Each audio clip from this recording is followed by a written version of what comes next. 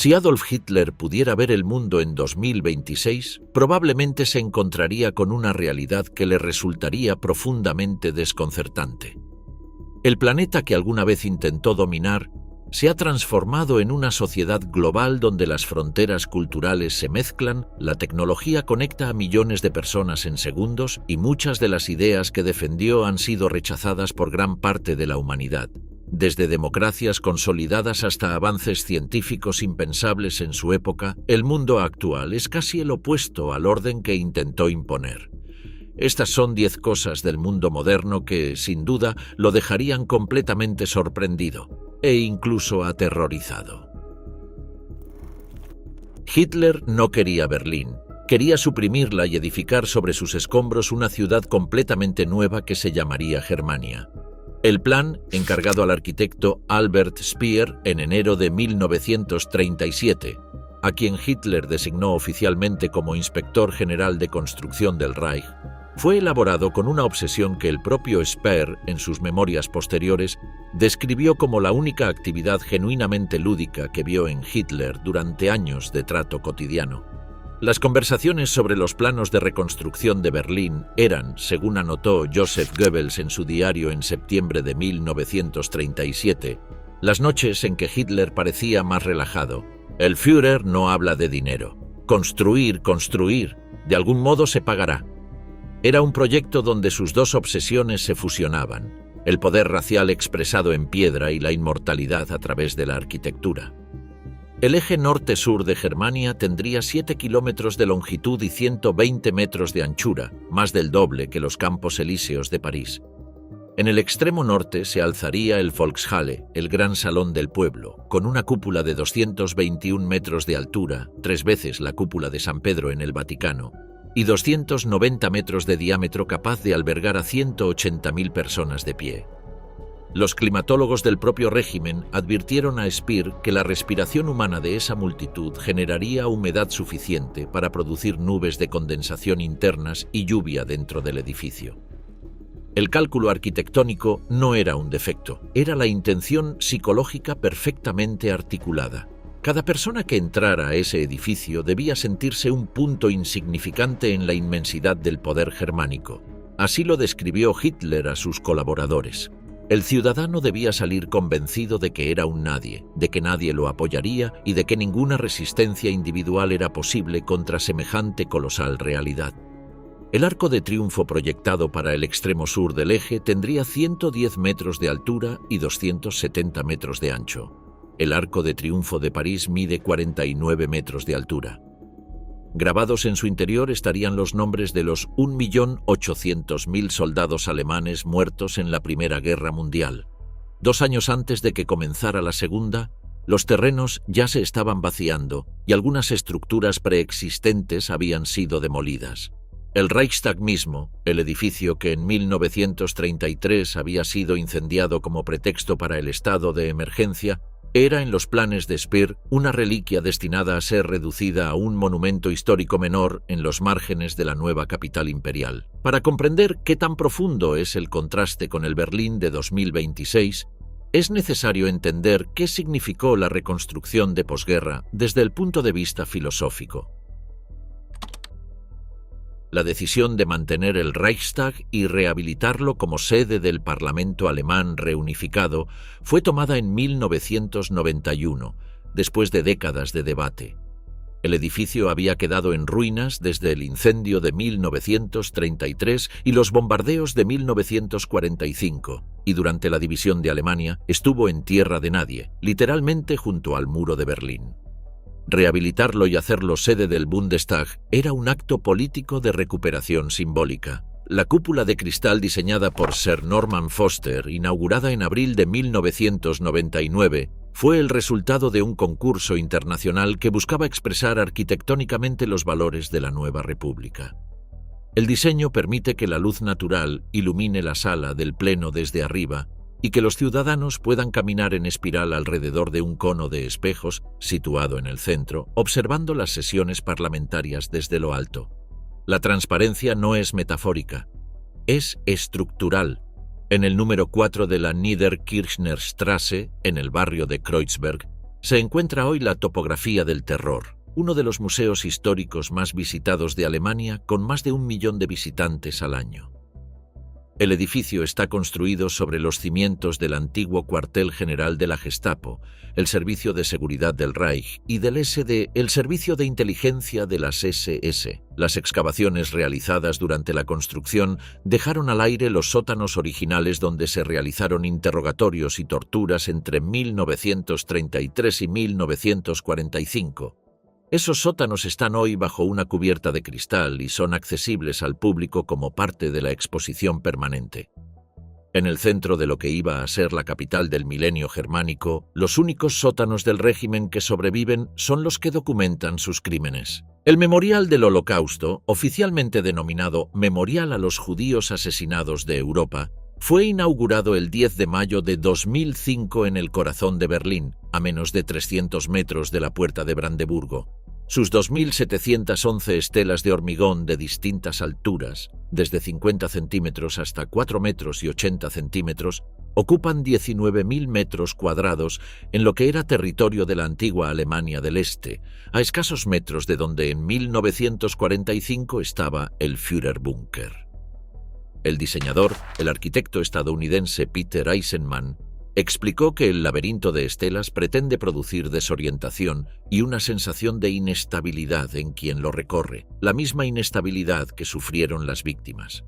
En 2026, el lugar más prominente del centro histórico de Berlín es un monumento a los asesinados por el régimen de Hitler, exactamente donde él quería su arco de triunfo. En 1939, cuando Hitler tenía el control absoluto del Reich, el territorio bajo dominio alemán incluía la Alemania propiamente dicha, con los Sudetes checos incorporados en octubre de 1938 y el resto de Bohemia y Moravia convertido en protectorado en marzo de 1939 y Austria, incorporada mediante el Anschluss de marzo de 1938.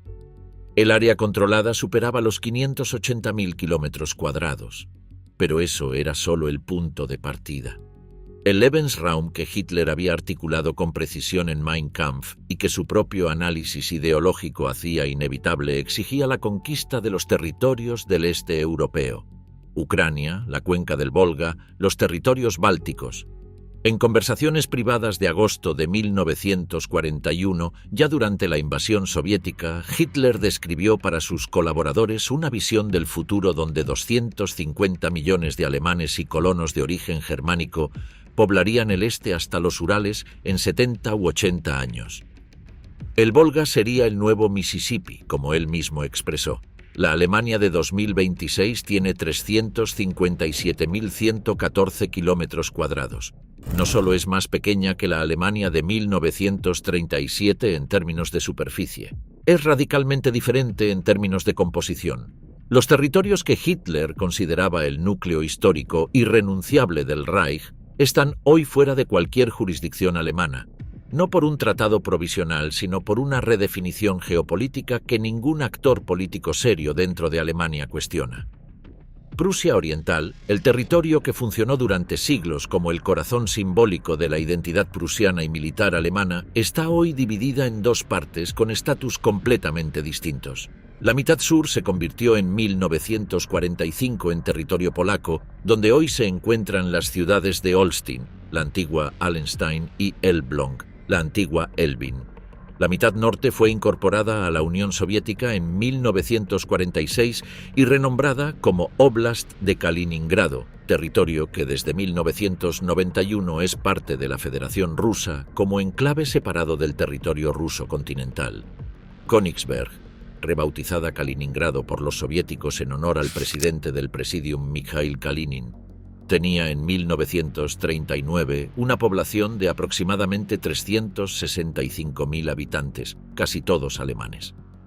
La deportación y huida masiva de la población germánica entre 1944 y 1948 la convirtió en una ciudad rusa. La Universidad de Königsberg, fundada en 1544 y vinculada al filósofo Immanuel Kant durante décadas, fue cerrada en 1945.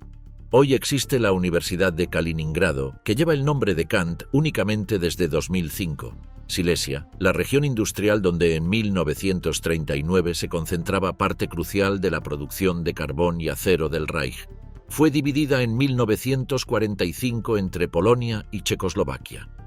La Alta Silesia polaca, con su capital Katowice, produce hoy el 80% del carbón polaco. Breslau, que Hitler conoció como una de las ciudades más importantes del Reich y que en febrero de 1945 declaró fortaleza a defender hasta la muerte, orden que costó la vida a decenas de miles de civiles y soldados en un asedio de 78 días. Se llama hoy Wrocław, es la segunda ciudad más grande de Polonia por superficie y alberga una de las universidades más activas del país centroeuropeo, con más de 120.000 estudiantes matriculados. Danzig, hoy Gdańsk, merece una mención especial en este inventario de ironías históricas. Fue la ciudad cuya incorporación al Reich sirvió como detonador formal del inicio de la guerra el 1 de septiembre de 1939. El acorazado Schleswig-Holstein, atracado en el puerto con pretexto de una visita de cortesía desde el 25 de agosto, abrió fuego a las 4:47 de la mañana contra el depósito de municiones polaco de Westerplatte. 40 años después, en agosto de 1980, fue en el astillero Lenin de Gdańsk, el mismo astillero donde los trabajadores construyeron barcos para la Kriegsmarine bajo ocupación alemana, donde el electricista Lech Wałęsa y otros activistas laborales fundaron el sindicato independiente Solidarność. Ese movimiento, nacido en la ciudad que Hitler usó como pretexto para desatar la mayor guerra de la historia, fue el primer eslabón del proceso que entre 1989 y 1991 desmanteló el bloque comunista soviético en Europa del Este. La ciudad que fue el primer disparo de la guerra terminó siendo la primera chispa que disolvió uno de sus legados más duraderos.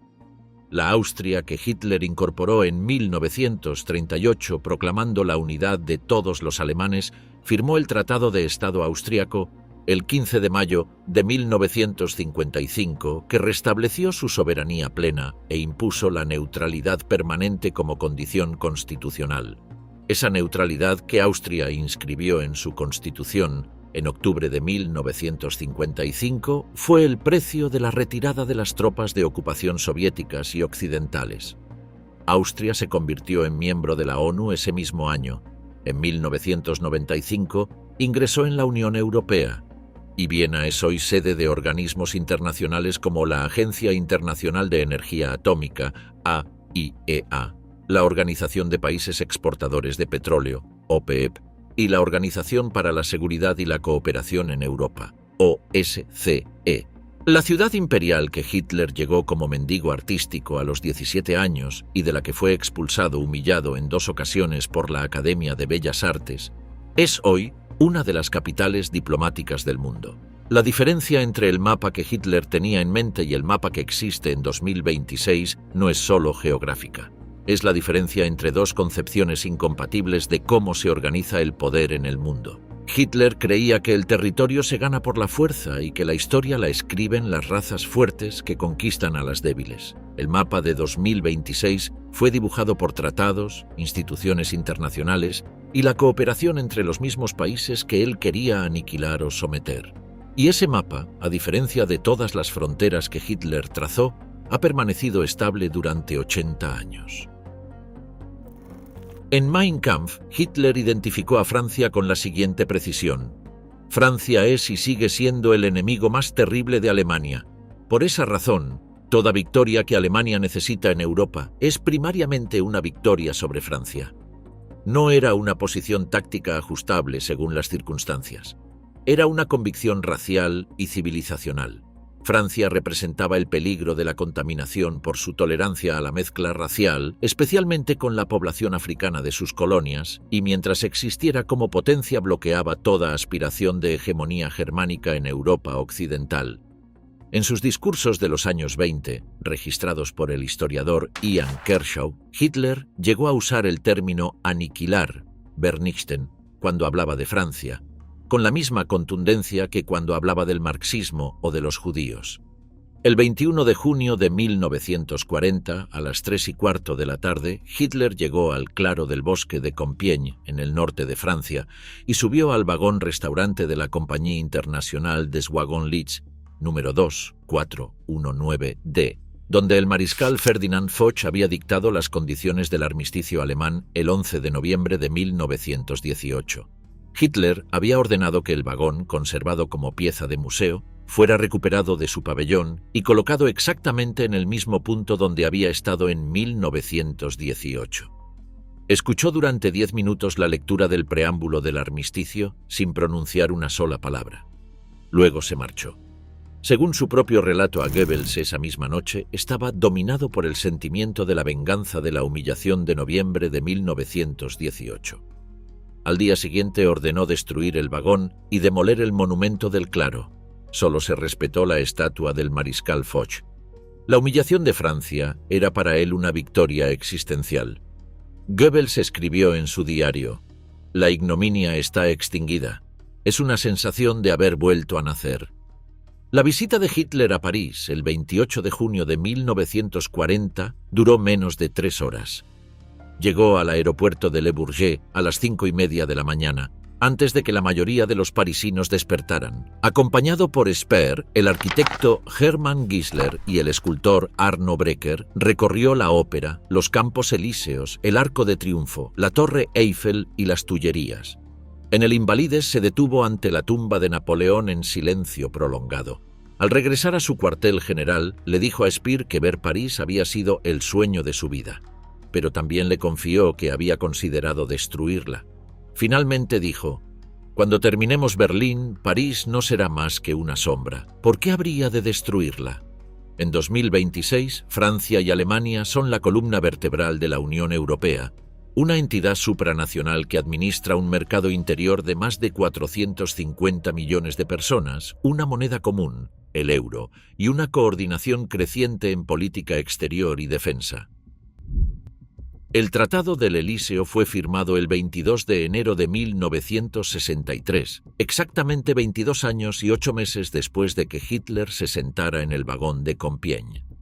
Adenauer y de Gaulle lo firmaron como fundación de una reconciliación que ambos líderes consideraban necesaria para impedir que Europa volviera a ser el escenario de guerras entre sus propias naciones. El tratado estableció consultas bilaterales obligatorias antes de cualquier decisión política importante, intercambios estudiantiles masivos. La Oficina Franco-Alemana para la Juventud ha organizado intercambios para más de 8 millones de jóvenes desde 1963 y cooperación militar permanente. La Brigada Franco-Alemana, creada en 1989 e integrada hoy en el Eurocuerpo con sede en Estrasburgo, es una unidad de 5.000 soldados donde sirven simultáneamente militares franceses y alemanes bajo mando compartido rotativo.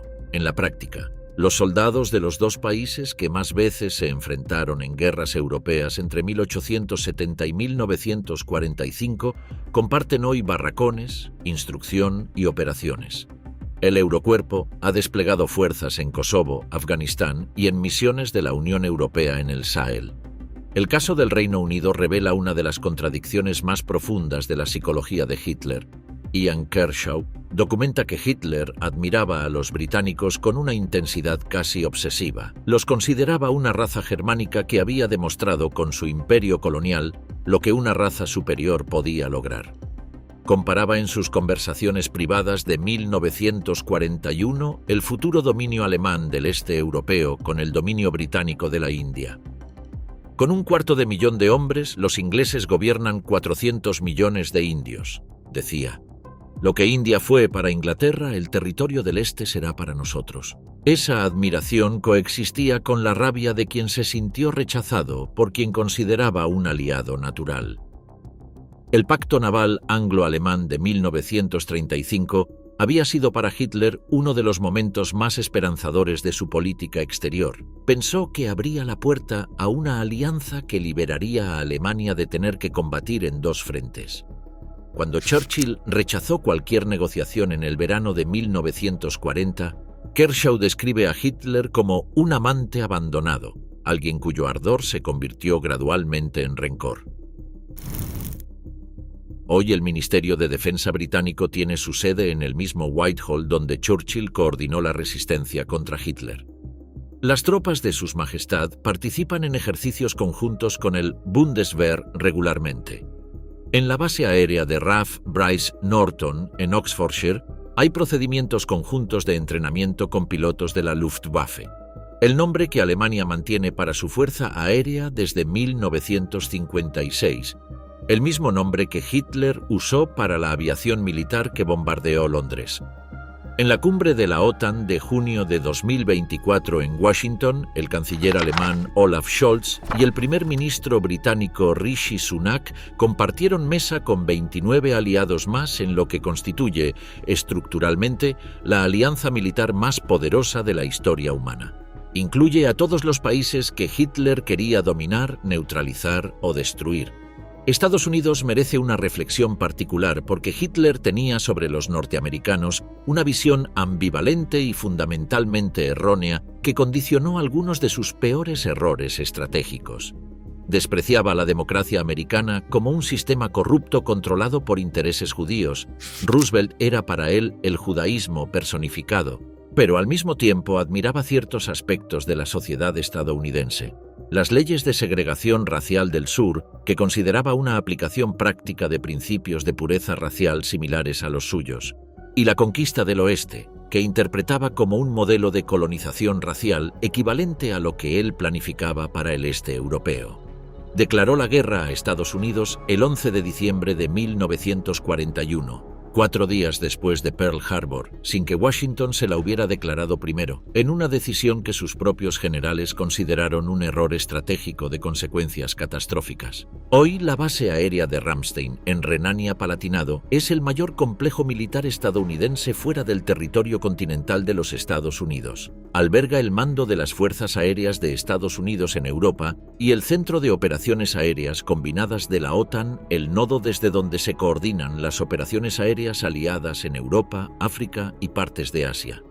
Los 35.500 soldados estadounidenses estacionados permanentemente en Alemania no son una fuerza de ocupación residual, son parte de la arquitectura de seguridad que Alemania eligió deliberadamente como garantía de su propio ordenamiento democrático.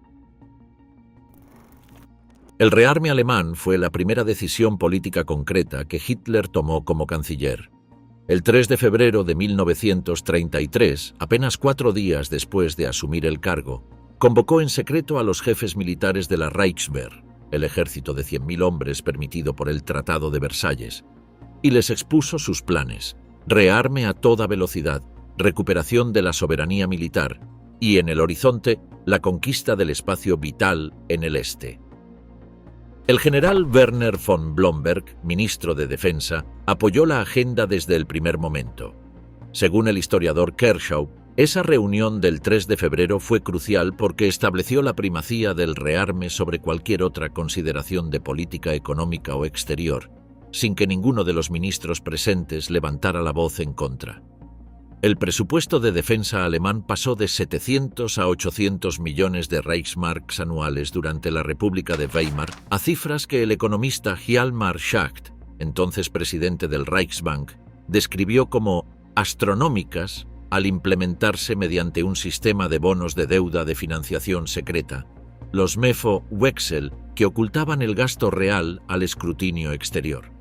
En marzo de 1935, Hitler anunció públicamente el restablecimiento del servicio militar obligatorio y el objetivo de un ejército de paz de 36 divisiones, 550.000 hombres, 5 veces y media el límite de Versalles. Para 1939, el Wehrmacht superaba ya el 1,5 millones de efectivos en tiempos de paz. La Operación Barbarroja, lanzada el 22 de junio de 1941, representó el mayor despliegue militar de la historia humana hasta esa fecha. El propio Hitler revisó el 5 de diciembre de 1940 los objetivos de la campaña con el general Franz Halder y el comandante en jefe del ejército de tierra Walter von Brauchitsch. En esa reunión dijo exactamente esto, recogido en el diario de Halder: el ruso es inferior, al ejército le falta liderazgo. Cuando el ejército ruso sea golpeado una vez, el desastre final es inevitable. El día 22 de junio cruzaron la frontera soviética 150 divisiones distribuidas en 3 grupos de ejércitos, norte, centro y sur, con un frente total de más de 3.000 kilómetros. Entre blindados, artillería, aviación y apoyo, el eje movilizó en ese único día más de 4 millones de soldados, contando las fuerzas aliadas rumanas, húngaras y finlandesas. Las divisiones Panzer que encabezaban el avance sumaban más de 3.350 carros de combate operativos. Hitler describió en sus conversaciones privadas de agosto de 1941, cuando la invasión parecía avanzar según los planes, el orden social que esperaba instaurar en los territorios conquistados. El esquema era feudal en su estructura, granjas militares concedidas a soldados que hubieran cumplido 12 años de servicio, poblarían el sur de Ucrania y Crimea. Los habitantes eslavos serían deportados a algún lado sin mayores consideraciones. Un ejército permanente de 1,5 millones a 2 millones de hombres, estacionados a lo largo de una muralla viva de colonos soldados en los Urales, mantendría el control. Si había revueltas, bastaba con lanzar unas bombas sobre sus ciudades y el asunto estará resuelto. Rusia sería para Alemania lo que India había sido para Inglaterra, un mercado cautivo, una fuente de materias primas y un campo de demostración del poder racial. En el horizonte, 250 millones de germanos en 70 u 80 años. Ese ejército de 4 millones no existe. El Bundeswehr fue creado el 12 de noviembre de 1955, exactamente 10 años después del fin de la guerra, dentro del marco de la OTAN y bajo la doctrina de la Innere Führung, liderazgo interno, un concepto deliberadamente opuesto al militarismo prusiano. La Innere Führung define al soldado alemán como un ciudadano de uniforme cuya lealtad es a la Constitución y no a ningún comandante supremo personal. Cada soldado del Bundeswehr tiene el derecho explícito y la obligación de desobedecer órdenes que violen la ley o la Constitución. El sistema de objeción de conciencia fue incorporado directamente en la Ley Fundamental de 1949 en su artículo 4, párrafo 3. Ningún ejército del mundo tiene esa arquitectura de desobediencia legítima inscrita tan explícitamente en su fundamento legal. Los 300 Leopard 2 operativos del Bundeswehr son una de las plataformas de blindado más capaces del mundo por unidad, con protección de última generación, sistemas de puntería termal y alcance de tiro superior a 4 kilómetros. Pero son 300. En la batalla de Kursk, del 5 al 23 de julio de 1943, la mayor batalla de carros de combate de la historia, el Wehrmacht desplegó aproximadamente 2.700 tanques en un frente de 250 kilómetros. Los soviéticos tenían una cantidad similar. El resultado fue una carnicería industrial que costó a Alemania la última iniciativa estratégica en el frente oriental. La paradoja que Hitler encontraría en 2026 va más allá de los números. El Bundeswehr no solo es pequeño comparado con el Wehrmacht, es conceptualmente su opuesto. La misma denominación es significativa. Wehrmacht significa Fuerza Defensiva del Pueblo en alemán, pero en la práctica fue el instrumento de la agresión más devastadora de la historia moderna. Bundeswehr significa Fuerza Defensiva Federal y en la práctica opera exclusivamente dentro de marcos multilaterales de seguridad colectiva. Desde 1955, Alemania nunca ha iniciado una operación militar unilateral. Cada despliegue, Bosnia en los 90, Kosovo en 1999, Afganistán desde 2001, ha sido parte de operaciones autorizadas por la OTAN o las Naciones Unidas. El país que construyó el ejército más mortífero de la historia en 12 años decidió después de su derrota que la seguridad colectiva era más valiosa que la supremacía unilateral y ha mantenido esa decisión durante 80 años consecutivos. Polonia cierra este capítulo de la manera más irónica. El 1 de septiembre de 1939, a las 4:47 de la mañana, el Schleswig-Holstein abrió fuego sobre Westerplatte. El Estado polaco fue aplastado en 17 días entre el Wehrmacht y el Ejército Rojo soviético, cuya intervención por el este fue posible gracias al pacto Molotov-Ribbentrop firmado el 23 de agosto de 1939. En 2024, Polonia invirtió el 4,12% de su PIB en defensa, el porcentaje más alto de la OTAN. El ejército polaco de tierra tiene en proceso de entrega contratos para más carros de combate que los que Alemania, Francia y el Reino Unido tienen juntos en servicio activo. La doctrina polaca de defensa es ofensiva en su concepción. No esperar a ser atacado, sino tener la capacidad de responder con fuerza decisiva desde el primer minuto. La razón de esa doctrina está inscrita en la Memoria Nacional del 1 de septiembre de 1939. Los polacos no construirán ningún Estado que dure, eso va contra su carácter. Esta es una síntesis del desprecio sistemático que Hitler expresó hacia los polacos durante toda su vida, registrado en numerosas conversaciones de mesa transcritas por Martin Bormann entre 1941 y 1944, publicadas como los Bormann-Vermerke. Los polacos, como el resto de los eslavos, eran clasificados dentro de la jerarquía racial nazi como Untermenschen, subhumanos, aptos únicamente para la servidumbre de los colonizadores germánicos. En Mein Kampf señaló específicamente las llanuras del este como destino del Lebensraum alemán, pero Hitler no siempre trató a Polonia como enemiga declarada. Entre 1934 y 1939 hubo una fase táctica de aparente distensión. El pacto de no agresión germano-polaco firmado el 26 de enero de 1934 fue presentado al mundo como prueba de que Hitler era un estadista responsable, capaz de resolver disputas por la vía diplomática. Para los polacos fue una garantía de 5 años de tranquilidad. Para Hitler fue un instrumento para aislar a Francia de sus aliados del este y ganar tiempo para rearmar. Según el embajador polaco en Berlín, Józef Lipski, en aquellos años, en los círculos hitlerianos se hablaba de la nueva amistad germano-polaca. Era un disfraz. El 23 de mayo de 1939, en una reunión reservada con sus jefes militares, Hitler declaró sin ambigüedad que el problema polaco es inseparable del conflicto con el oeste y que la intención era atacar Polonia en la primera oportunidad conveniente. 4 meses después lo hizo. El ataque del 1 de septiembre de 1939 fue ejecutado con ese desprecio como trasfondo operativo. A las 4:45 de la mañana, el acorazado Schleswig-Holstein, que llevaba atracado en el puerto de Danzig desde el 25 de agosto con pretexto de una visita de cortesía, abrió fuego sobre el depósito de municiones polaco de Westerplatte, defendido por 182 soldados polacos. Esa pequeña guarnición resistió durante 7 días contra fuerzas muy superiores. Su comandante, el mayor Henryk Sucharski, se convirtió en uno de los primeros símbolos de la resistencia polaca.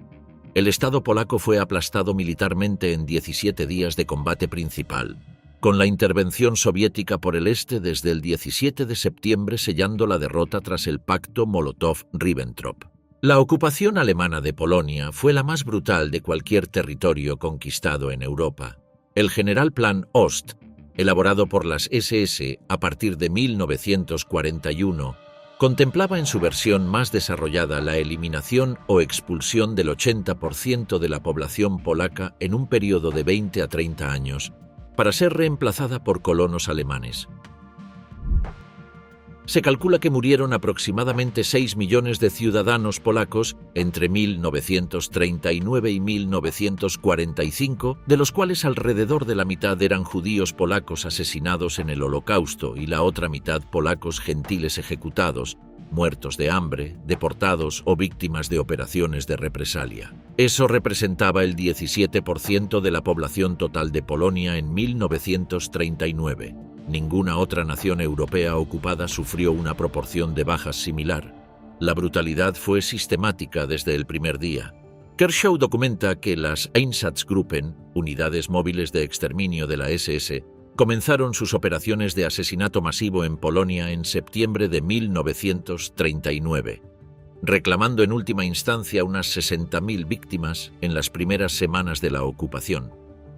Las élites polacas, oficiales, sacerdotes, profesores, jueces, médicos, fueron identificadas y eliminadas de manera metódica bajo la Operación A, B y planes similares, diseñados para decapitar cualquier posible resistencia nacional. El campo de concentración de Auschwitz fue establecido originalmente en junio de 1940 como campo de terror para presos políticos polacos, antes de convertirse en el mayor centro de exterminio del Holocausto. En 2026, el contraste es de una magnitud que requiere detenerse en cada elemento. El ejército polaco de tierra está en medio del mayor proceso de expansión de fuerzas convencionales que haya emprendido cualquier miembro de la OTAN en la historia reciente. Los contratos firmados entre 2022 y 2024 incluyen 980 carros de combate K2 de fabricación surcoreana. Los primeros 250 entregados directamente desde Corea del Sur, los restantes producidos bajo licencia en Polonia, y 250 tanques M1A2S EPV-3 Abrams estadounidenses. Cuando el inventario esté completo, Polonia tendrá más carros de combate que Alemania, Francia y el Reino Unido sumados. No como cifra teórica de papel, sino como plataformas operativas con tripulaciones entrenadas. El programa de artillería es igualmente extraordinario. Polonia ha adquirido 648 obuses autopropulsados K-9 Thunder de fabricación coreana, además de los K-239 Chunmoo, sistemas de cohetes de largo alcance, y lanzacohetes múltiples M270M LRS y M142 HIMARS estadounidenses. Los 48 cazas F-A-50 de la Fuerza Aérea Polaca, más los 96 F-35A Lightning II contratados con Lockheed Martin, cuyas entregas comenzaron en 2024, reemplazan una flota que hace apenas 15 años era mayoritariamente soviética. El F-35 es el caza de quinta generación más avanzado en servicio en el mundo, equipado con sigilo, fusión de sensores y capacidades de guerra electrónica que lo sitúan en una categoría diferente a todo lo que existió en la Segunda Guerra Mundial. La base de comando del Cuerpo Multinacional del Noreste de la OTAN en Szczecin, la antigua Stettin alemana, funciona como el núcleo de coordinación del flanco oriental de la alianza. Desde la invasión rusa de Ucrania en febrero de 2022, Polonia alberga de manera permanente tropas de combate de 8 países distintos en rotación dentro del Enhanced Forward Presence de la OTAN, incluida la primera división de combate estadounidense desplegada permanentemente en suelo europeo desde el fin de la Guerra Fría. La Brigada de Combate Acorazada de la Primera División de Caballería, establecida en el campo de maniobras de Drawsko-Pomorsky desde 2022. Hitler consideró que Polonia podía ser aplastada en semanas. Su legado ideológico se enfrenta en 2026 a uno de los ejércitos más modernos y mejor equipados del continente. El 22 de junio de 1941, a las 3 de la madrugada, el ministro de Exteriores alemán Joachim von Ribbentrop convocó al embajador soviético Vladimir Dekhanozov al Ministerio de Asuntos Exteriores en Berlín y le entregó la declaración de guerra. A esa misma hora, más de 3 millones de soldados alemanes y de las potencias del Eje cruzaban la frontera soviética a lo largo de un frente de más de 3.000 kilómetros, desde el Mar Báltico hasta el Mar Negro. La Operación Barbarroja, rebautizada así en honor al emperador Federico I, que según la leyenda germánica dormía en las montañas del Kyffhäuser, esperando el momento de renacer y guiar a Alemania a la gloria, era la mayor operación militar de la historia humana. El 5 de diciembre de 1940, cuando Hitler la expuso a sus generales Brauchitsch y Halder, había dicho: «El ruso es inferior, al ejército le falta liderazgo. Cuando el ejército ruso sea golpeado una vez, el desastre final es inevitable». La guerra soviético-alemana fue el teatro más devastador de la Segunda Guerra Mundial y de toda la historia militar conocida. El general Franz Halder, jefe del Estado Mayor del Ejército alemán entre 1938 y 1942, anotó en su diario del 11 de agosto de 1941, cuando el avance alemán llevaba solo 7 semanas, el cálculo inicial de la campaña contra Rusia ha sido aplastado. Se habían identificado 360 divisiones soviéticas. Antes del inicio de la campaña, los servicios de inteligencia alemanes habían calculado aproximadamente 200. Cada vez que destruían 10 divisiones soviéticas, aparecían otras 10. La Unión Soviética no era el edificio carcomido que patear desde fuera. Era un organismo capaz de absorber pérdidas inimaginables y seguir combatiendo. La URSS perdió aproximadamente 27 millones de personas entre 1941 y 1945, la cifra más alta de cualquier nación en el conflicto. De ellas, alrededor de 8 millones y medio eran militares muertos en combate, El resto, civiles masacrados, víctimas del hambre, los bombardeos, las deportaciones y las ejecuciones sumarias en los territorios ocupados. Ciudades enteras fueron destruidas. Stalingrado fue reducida a escombros durante el asedio de agosto de 1942 a febrero de 1943, donde el sexto ejército alemán del feldmariscal Friedrich Paulus, 330.000 hombres al inicio de la batalla, fue destruido casi en su totalidad, con aproximadamente 90.000 prisioneros capturados en febrero de 1943. Fue la primera gran derrota estratégica del Wehrmacht, el punto de inflexión definitivo del Frente Oriental, que fue la Unión Soviética, una nación eslava, quien derrotó a la Alemania de Hitler en el teatro decisivo de la guerra, ocupó Berlín el 2 de mayo de 1945 y en las décadas siguientes dominó militarmente. Europa del Este es una de las ironías estructurales más grandes de la historia del siglo XX. Hitler había lanzado Barbarroja convencido de que conquistaría ese territorio en 8 a 10 semanas y lo convertiría en el granero y el espacio vital del Reich para los próximos siglos. En cambio, las tropas soviéticas permanecieron en Alemania del Este durante 45 años, hasta el 31 de agosto de 1994, cuando el último soldado ruso abandonó el territorio alemán tras la reunificación. Pero la ironía que en 2026 resultaría más difícil de procesar para Hitler no es histórica. Es presente y operativa. Desde el 24 de febrero de 2022, cuando Rusia invadió Ucrania, otra nación eslava, exactamente el territorio que Hitler destinó a ser el corazón del Lebensraum germánico, Alemania se convirtió en uno de los principales proveedores de armamento al ejército ucraniano. La decisión del canciller Olaf Scholz de autorizar el envío de armas ofensivas a Ucrania representó un giro histórico en la política exterior alemana que desde 1945 había mantenido como principio absoluto la no exportación de armas a zonas de conflicto activo. Los sistemas transferidos son de primer nivel. Los obuses autopropulsados PZH-2000, Panzerhaubitze 2000, son considerados por múltiples analistas militares como los cañones autopropulsados más precisos y con mayor cadencia de fuego del mundo occidental, capaces de disparar a distancias de hasta 40 kilómetros con munición de precisión. Los Leopard 1. A-5 entregados en 2023 son carros de combate cuya genealogía directa arranca del programa de rearme de la Bundeswehr de los años 60, desarrollados para defender Europa occidental de un hipotético avance soviético. Son ahora los mismos tanques que disparan contra posiciones rusas en el Donbass. Los Leopard 2A6, versión más moderna del blindado alemán, fueron enviados a partir de enero de 2023 tras la decisión coordinada con varios aliados de la OTAN.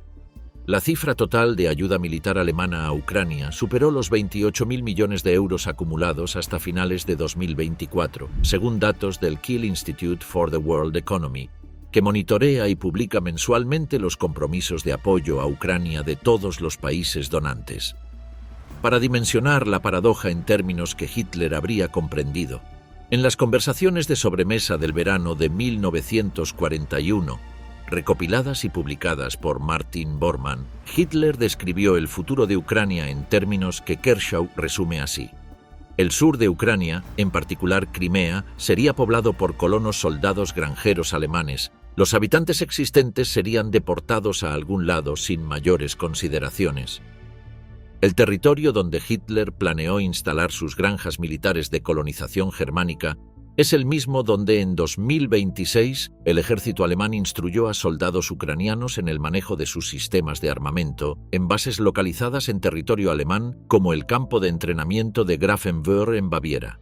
Los herederos políticos y militares del mismo estado que Hitler construyó entrenan hoy a los habitantes del territorio que él quería exterminar o esclavizar. El batallón de reconocimiento, SS Leibstandarte, la unidad que en el verano de 1941 avanzó por Ucrania masacrando civiles y quemando aldeas como parte de la política de terror sistemático del Ost, tiene como sucesor institucional en la narrativa alemana no a ninguna unidad de combate, sino al Centro de Estudios de Operaciones Multinacionales del Bundeswehr en Potsdam, que desarrolla doctrina de cooperación militar con aliados eslavos. La transformación no es solo política, es una inversión completa del propósito de las instituciones. El 30 de enero de 1939, sexto aniversario de su toma del poder, Hitler se dirigió al Reichstag reunido y pronunció lo que él mismo denominó una profecía. Si la finanza judía internacional dentro y fuera de Europa lograra hundir a las naciones una vez más en una guerra mundial, el resultado no será la bolchevización de la tierra y con ello la victoria del judaísmo, sino la aniquilación de la raza judía en Europa. Kershaw subraya que Hitler volvió a citar esa profecía en al menos 6 discursos y documentos importantes entre 1941 y 1943 y sistemáticamente la fechó de manera errónea. La situó siempre el 1 de septiembre de 1939, el día del inicio de la guerra. El error era inconsciente pero revelador. En su mente, la guerra y el exterminio de los judíos eran una unidad indisoluble desde el primer momento. La operativización de esa profecía pasó por varias fases documentadas. En el verano de 1941, con la invasión de la Unión Soviética en marcha y las Einsatzgruppen ya ejecutando masacres masivas en los territorios soviéticos ocupados, la mayor de ellas, Babi Yar en Kiev, donde los días 29 y 30 de septiembre de 1941 fueron asesinados 33.771 judíos en 2 días, la maquinaria se radicalizó.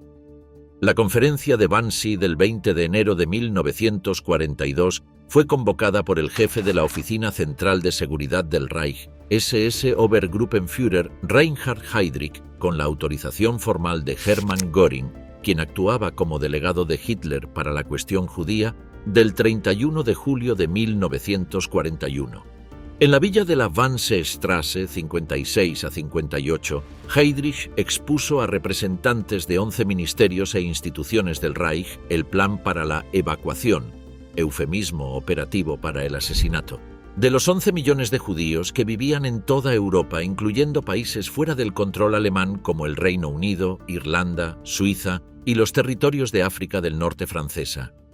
Los 6 centros de exterminio construidos en el territorio polaco ocupado, Auschwitz-Birkenau, Treblinka, Bełżec, Sobibor, Chełmno y Majdanek, funcionaron como instalaciones industriales de asesinato. Treblinka, situado en el noreste de Polonia, fue diseñado exclusivamente para matar. No había barracones de trabajo ni proceso de selección.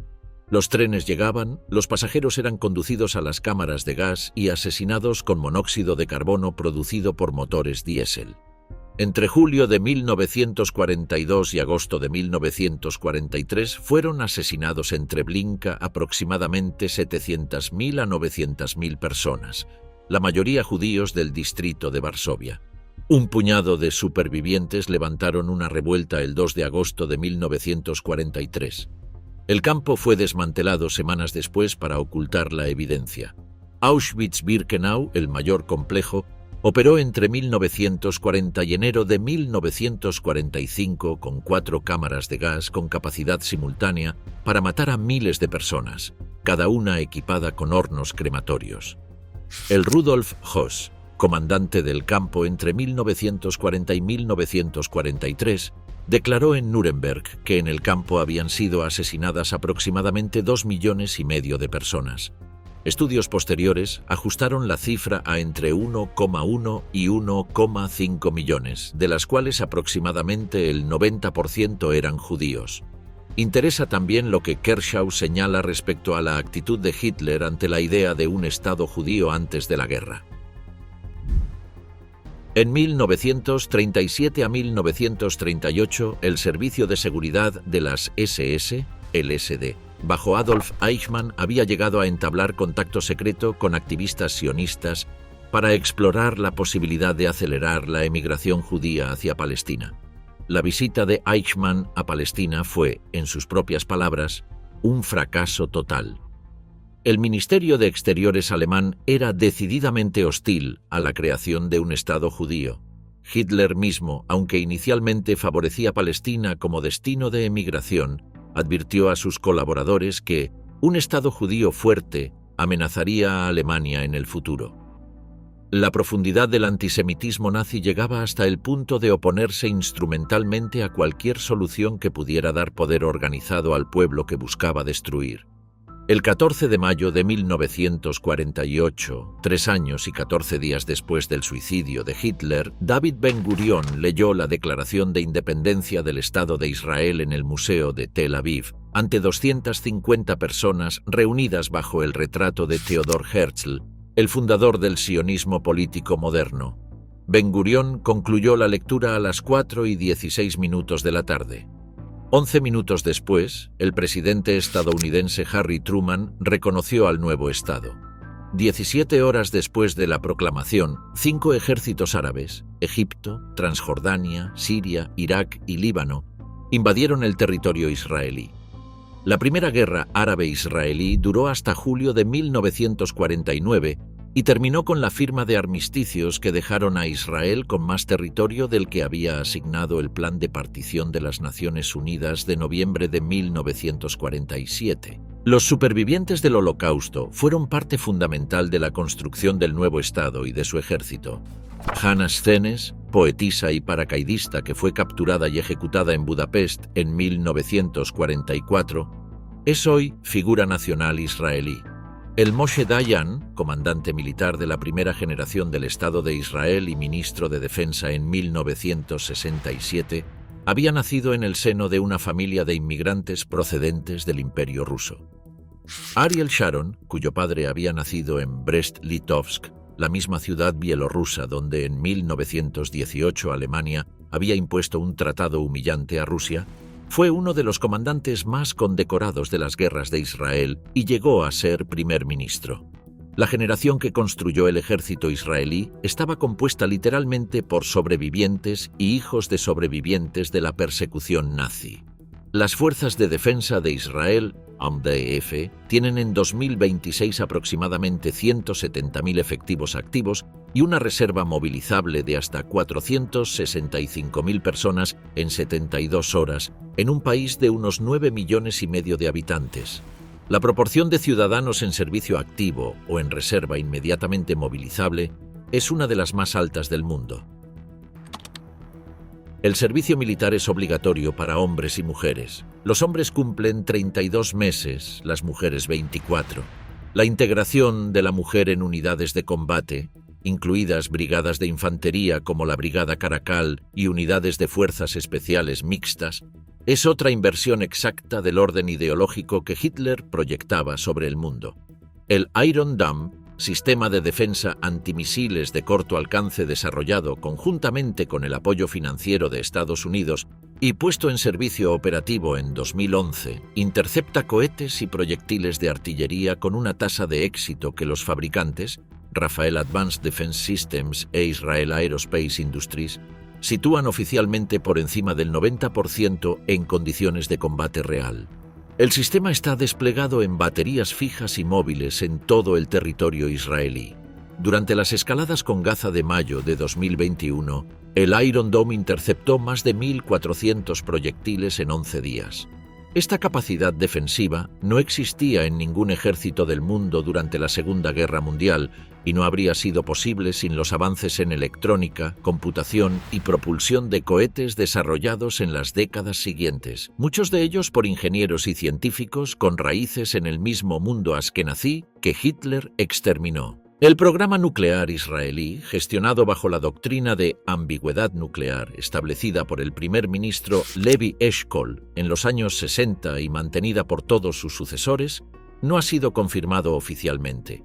El reactor nuclear de Dimona, en el desierto del Negev, fue construido entre 1958 y 1963 con asistencia técnica francesa.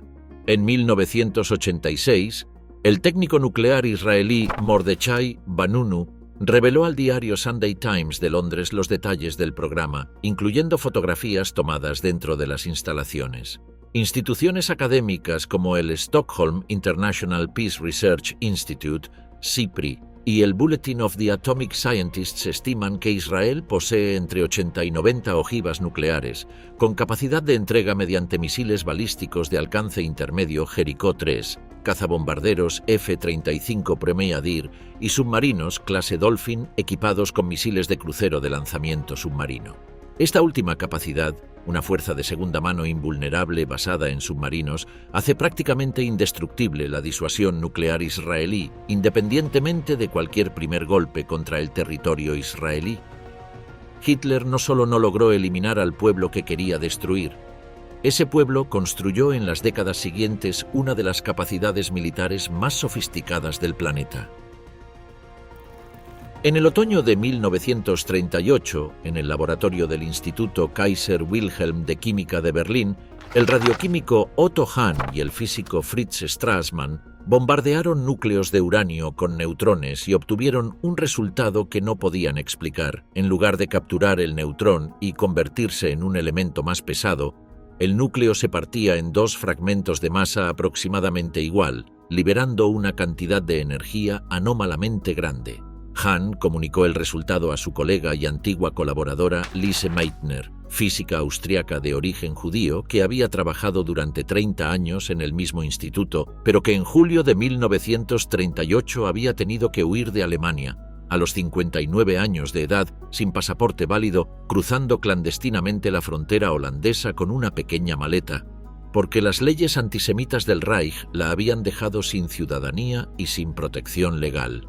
Instalada en Estocolmo en el Instituto Nobel de Física, Meitner analizó los datos de Hahn con su sobrino el físico Otto Frisch durante las vacaciones de Navidad de 1938, caminando por la nieve en el pueblo sueco de Kungälv, y formuló la explicación teórica correcta del fenómeno. Le dieron nombre: fisión nuclear. Los cálculos mostraban que la división de un solo núcleo de uranio liberaba aproximadamente 200 millones de veces más energía que la de una reacción química ordinaria. Meitner nunca recibió el premio Nobel que Hahn obtuvo en 1944 por el descubrimiento de la fisión. La comunidad científica consideró durante décadas que fue deliberadamente excluida. En 1966, el gobierno de Estados Unidos le otorgó el premio Enrico Fermi junto a Hahn y Strassmann. En 1997, el elemento 109 de la tabla periódica fue nombrado Meitnerio en su honor. La mujer que proporcionó la clave teórica de la física nuclear moderna y que lo hizo como refugiada expulsada por la Alemania nazi, tiene hoy un elemento eterno en la tabla periódica. Himmler, que supervisó su persecución, no tiene ninguno. La cadena de expulsiones que el régimen nazi ejecutó desde 1933 bajo las leyes de restauración del funcionariado profesional y mediante el párrafo ario que las implementaba, produjo la diáspora científica más devastadora de la historia. Solo en física y matemáticas, entre 1933 y 1940 abandonaron Alemania y Austria más de 200 físicos de rango universitario, de los cuales una mayoría eran judíos o estaban casados con judíos. El historiador de la ciencia Philip Boll ha estimado que Alemania perdió aproximadamente un 15% de su comunidad académica total en los primeros años del régimen.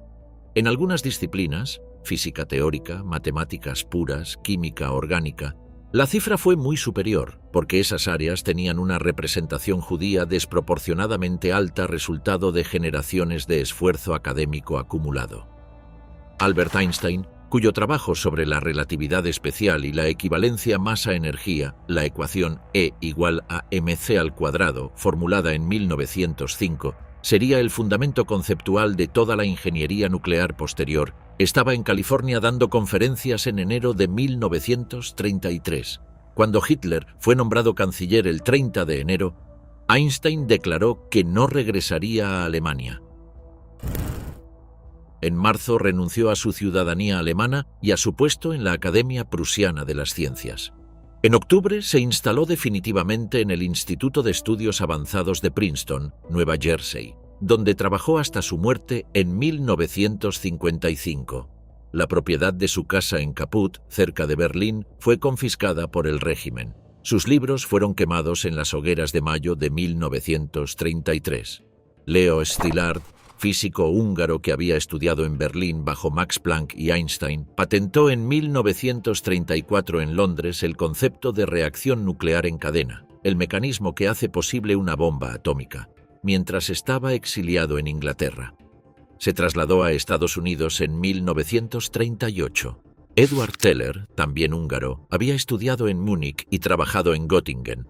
Abandonó Alemania en 1933 tras el ascenso de Hitler y terminó en Chicago y luego en Los Álamos.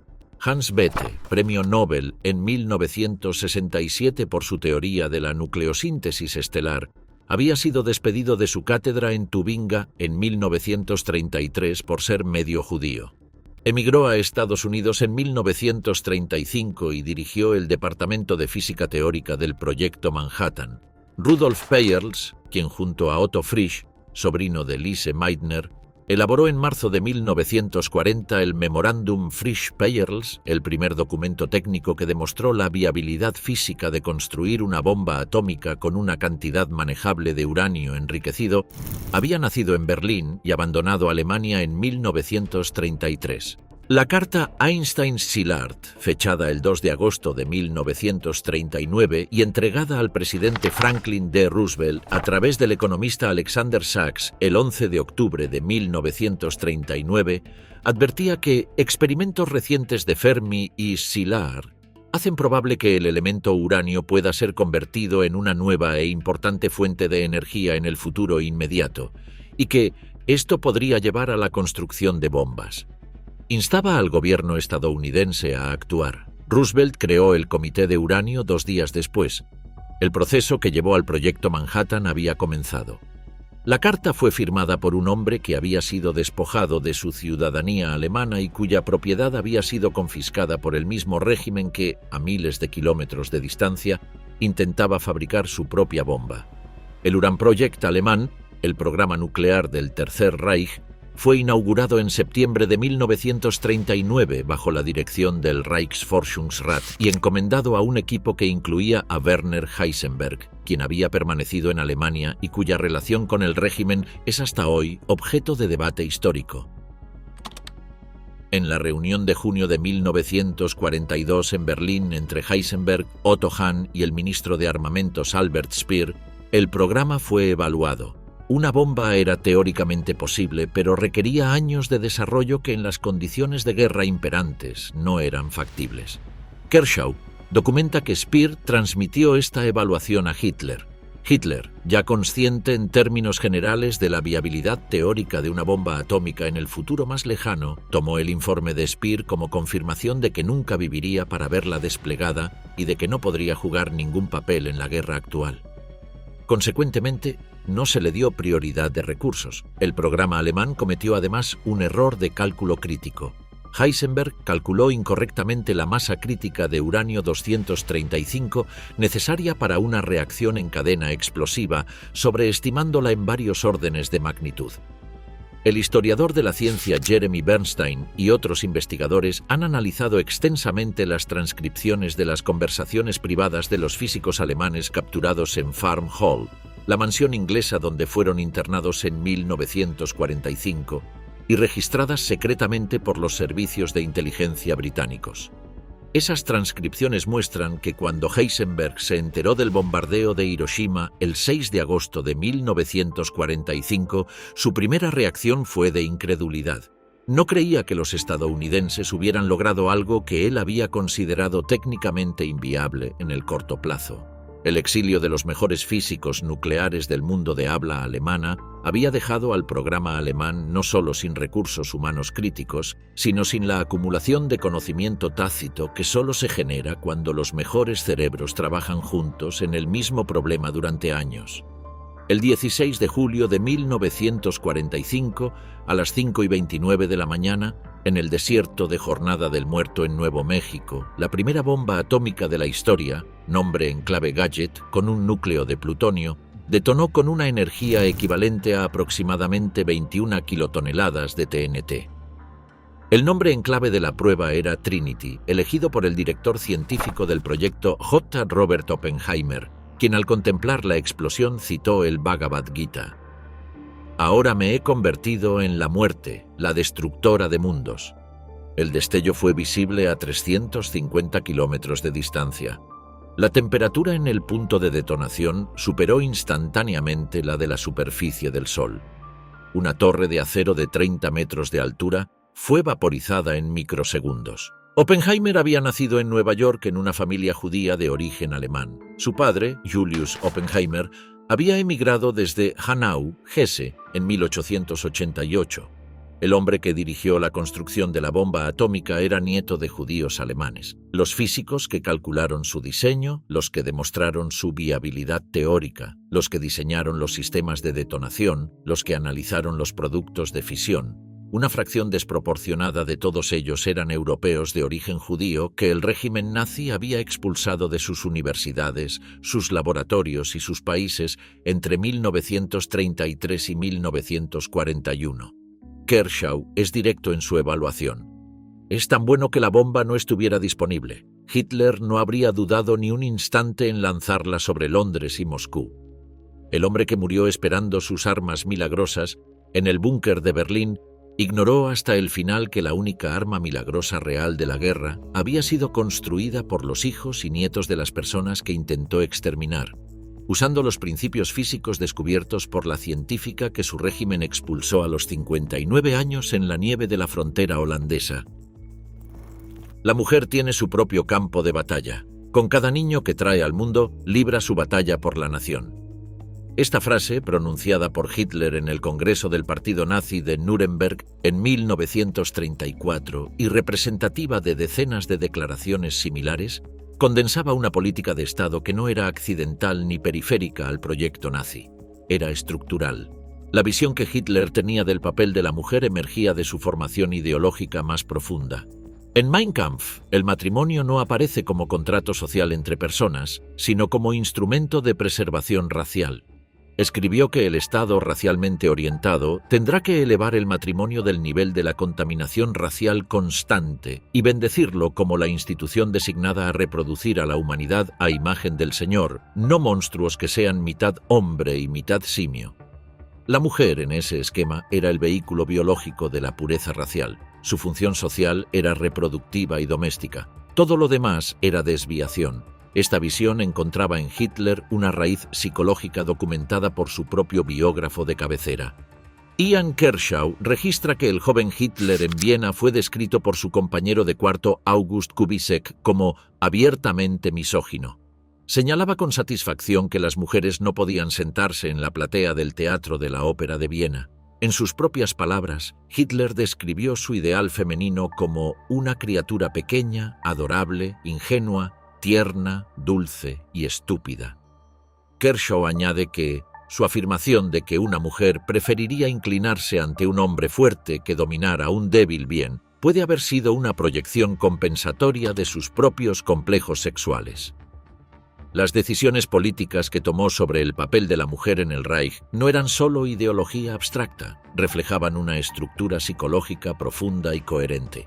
Las leyes de restauración del funcionariado profesional de abril de 1933 fueron el primer instrumento legal de exclusión. Médicas, abogadas, juezas, profesoras universitarias y funcionarias fueron despedidas sistemáticamente en aplicación del párrafo ario y de disposiciones específicas que restringían el acceso de las mujeres a cargos públicos.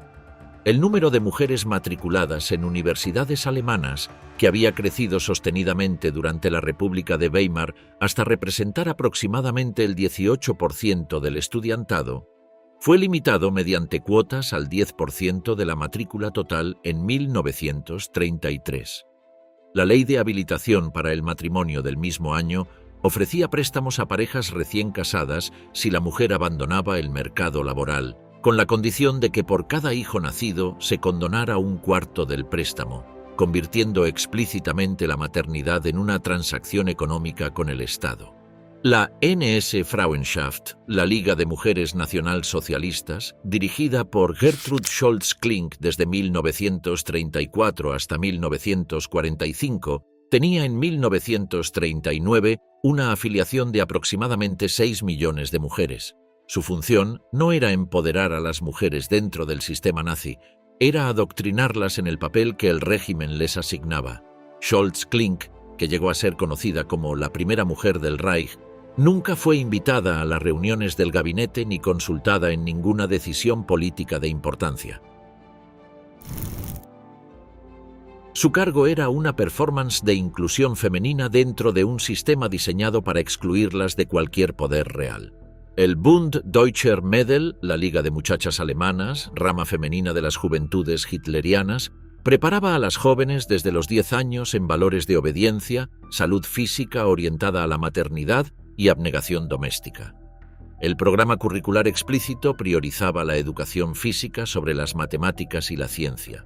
La contradicción interna del sistema afloró durante la guerra. En la primavera de 1942, cuando las bajas del Frente Oriental comenzaban a crear una escasez crítica de mano de obra industrial, los ministros Goebbels y Sauckel propusieron la movilización laboral forzosa de las mujeres. Hitler lo rechazó de plano. Kershaw documenta que en enero de 1943, ante la catástrofe de Stalingrado y con 11 millones de hombres ya bajo las armas, Hitler se vio finalmente forzado a firmar un decreto que ordenaba a las mujeres entre 17 y 50 años a reportarse para el esfuerzo bélico. El resultado fue mediocre. De los 8,6 millones de mujeres empleadas a finales de 1942, solo 968.000 trabajaban en industria armamentística. La ideología había saboteado la capacidad productiva del Reich en el momento más crítico de la guerra. El programa Lebensborn, iniciado por Heinrich Himmler bajo administración de las SS en diciembre de 1935, ilustra hasta dónde llegaba la instrumentalización estatal de la maternidad. Las casas Lebensborn eran instalaciones donde mujeres solteras racialmente adecuadas, evaluadas según criterios físicos y genealógicos por médicos de las SS, podían dar a luz hijos de padres SS sin el estigma social que la Alemania tradicional atribuía a la maternidad fuera del matrimonio. El Estado se hacía cargo de los gastos médicos, garantizaba el anonimato de la madre si lo deseaba y registraba a los niños como ciudadanos del Reich con genealogía documentada. Aproximadamente 8.000 niños nacieron en instalaciones Lebensborn en Alemania entre 1935 y 1945. Durante la ocupación de Noruega, el programa fue expandido. Se establecieron casas en territorio noruego donde nacieron entre 8 y 12.000 niños de padres alemanes, muchos de ellos producto de relaciones entre soldados de la Wehrmacht y mujeres noruegas. Esos niños, conocidos despectivamente como Tiskerunger, bastardos alemanes, sufrieron discriminación severa en la posguerra noruega, un episodio de injusticia documentado que Noruega reconoció formalmente en 2005. La política laboral del Reich hacia las mujeres tuvo además una dimensión racial que la distingue de cualquier forma de conservadurismo ordinario. Las leyes de Nuremberg de septiembre de 1935, elaboradas a toda prisa durante el Congreso del Partido por funcionarios que trabajaron hasta las 2 de la mañana del 15 de septiembre, sin referencia explícita a ningún instrumento jurídico previo, prohibían el matrimonio y las relaciones sexuales entre judíos y ciudadanos alemanes, incluyendo disposiciones específicas que prohibían a los judíos emplear en sus hogares a mujeres alemanas menores de 45 años. La pureza racial de la mujer alemana era un asunto de política exterior e interior simultáneamente. Su cuerpo era el campo de batalla donde se ganaba o se perdía la batalla racial. Kershaw observa que estas leyes emergieron de una tensión interna entre radicales del partido que querían acción inmediata y conservadores como Schacht que querían regularización legal de la discriminación existente. Hitler optó por la segunda vía en ese momento. El resultado fue igualmente devastador. Angela Merkel nació el 17 de julio de 1954 en Hamburgo, exactamente 9 años después del fin de la guerra. Creció en la Alemania del Este comunista. Su padre era pastor luterano que se había trasladado al este por convicción política y estudió física en la Universidad Karl Marx de Leipzig, donde se doctoró en 1986 con una tesis sobre química cuántica. Trabajó en el Instituto Central de Química Física de la Academia de las Ciencias de la RDA hasta la caída del muro. En los 16 años que gobernó Alemania como canciller, gestionó la crisis financiera de 2008, cuando Alemania mantuvo el desempleo bajo el 6% mientras el sur de Europa colapsaba. Lideró la respuesta europea a la crisis del euro y en septiembre de 2015 tomó la decisión unilateral de mantener abiertas las fronteras alemanas para los refugiados sirios que llegaban a través de Hungría, permitiendo la entrada de más de 1 millón de personas en un año. La frase que usó para defenderla, "Wir schaffen das", lo conseguiremos, se convirtió en una de las declaraciones políticas más citadas del siglo XXI europeo. En términos que hacen más visible el contraste con la visión nazi, Merkel fue canciller durante más tiempo que cualquier otro líder democrático occidental en el siglo XXI. Gestionó la economía más grande de Europa con tasas de desempleo que llegaron a mínimos históricos del 3% en 2019 y lo hizo como doctora en física formada en una universidad del bloque comunista, hija de un clérigo protestante, divorciada y vuelta a casar. Encarnaba simultáneamente todo lo que el proyecto nazi consideraba incompatible con el orden natural. Una mujer en el poder máximo, científica, con carrera propia definida antes de la política, que apoyó activamente a la comunidad judía alemana y que en más de una ocasión visitó Yad Vashem, el memorial del Holocausto en Jerusalén, como acto oficial de Estado. El Bundestag, elegido en septiembre de 2021, estableció un récord con el 34,9% de escaños ocupados por mujeres, 257 de 736 diputados. Entre 2021 y 2025, el gabinete federal del canciller Olaf Scholz incluía 8 ministras de 16 carteras, entre ellas la cartera de Defensa, Christine Lambrecht hasta enero de 2023, seguida por Boris Pistorius, pero con precedente establecido en la figura de Annegret Kramp-Karrenbauer entre 2019 y 2021, la de Exteriores, Annalena Baerbock del Partido Verde, y la de Interior, Nancy Faeser. La presidenta del Bundestag desde 2021 es Bärbel Bas, del Partido Socialdemócrata. La presencia femenina en el Parlamento alemán no es una cuota impuesta de manera artificial. Es el resultado de décadas de leyes de paridad interna en los partidos y de transformaciones culturales profundas en la concepción del liderazgo político. El Bundeswehr, el mismo ejército cuya creación Hitler habría encontrado ya ofensiva por su tamaño y doctrina, tiene hoy aproximadamente 23.000 mujeres militares en sus filas, un 13% del total de efectivos. Las mujeres pueden acceder a todas las especialidades de combate desde 2001, cuando el Tribunal de Justicia de las Comunidades Europeas dictaminó en el caso Kreil contra República Federal de Alemania que la restricción alemana de excluir a las mujeres de unidades de combate violaba la Directiva Europea de Igualdad de Trato en el Empleo. La Bundeswehr no solo cumplió la sentencia, la implementó. Hay mujeres pilotos de caza, comandantes de submarinos, oficiales de infantería y artilleras en el Bundeswehr. El ejército del país que Hitler construyó para ser el instrumento de la supremacía racial germánica masculina tiene hoy instructoras que forman a soldados ucranianos en el manejo de obuses autopropulsados. El 23 de marzo de 1933, a las 14:00 horas, el Reichstag se reunió en el edificio de la Ópera Kroll de Berlín, rodeado por unidades de las SA y las SS con uniformes de combate. Dentro, los 441 diputados presentes, los 81 diputados comunistas habían sido arrestados o estaban en la clandestinidad y 26 socialdemócratas estaban bajo custodia policial. Votaron la ley de habilitación que otorgaba al gobierno de Hitler plenos poderes legislativos sin necesidad de aprobación parlamentaria. Solo el Partido Socialdemócrata, con sus 94 diputados restantes, votó en contra. Su líder, Otto Wels, pronunció el discurso más valiente del siglo XX alemán. Pueden quitarnos la libertad y la vida, pero no el honor. La democracia de Weimar había sido destruida desde dentro, usando sus propios procedimientos, con el apoyo de partidos que creyeron que podían controlar a Hitler una vez en el poder.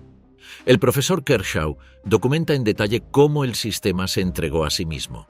Los conservadores del Partido Alemán Nacional y el Zentrum votaron la ley de habilitación creyendo que funcionarían como contrapesos al canciller. En meses, todos sus partidos habían sido disueltos o habían presentado su autodisolución. La Ley Fundamental de la República Federal de Alemania, promulgada el 23 de mayo de 1949, fue redactada específicamente para que lo que pasó en 1933 no pudiera repetirse. El artículo 79, párrafo 3, el llamado Artículo de Eternidad, establece que determinados principios constitucionales son irreformables: la dignidad humana, la estructura federal del Estado, la participación de los Länder en la legislación. El artículo 21 permite la prohibición de partidos cuyas actividades atenten contra el orden democrático. El Tribunal Constitucional Federal, con sede en Karlsruhe y compuesto por 16 magistrados elegidos por el Bundestag y el Bundesrat, puede declarar inconstitucional cualquier ley que viole esos principios, incluso si fue aprobada por mayoría parlamentaria. La democracia alemana no funciona a pesar de su historia. Funciona en parte a causa de ella. El país es el único en el mundo que ha incorporado en su arquitectura jurídica una memoria de su propio fracaso democrático como mecanismo de protección activa.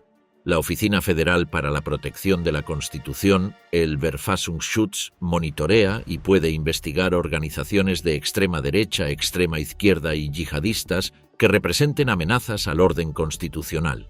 Desde 1994, la exhibición pública de símbolos nazis, la esvástica, el saludo hitleriano, las runas de las SS, está penalizada con hasta 3 años de prisión bajo el artículo 86 del Código Penal alemán. La paradoja final que Hitler tendría que enfrentar es esta: el sistema político que consideraba degenerado, débil e instrumentalizado por sus enemigos, la democracia liberal, resultó ser lo suficientemente robusto como para reconstruir el país que él había destruido, convertirlo en la economía más grande de Europa y en uno de los 15 países con mayor nivel de bienestar del planeta.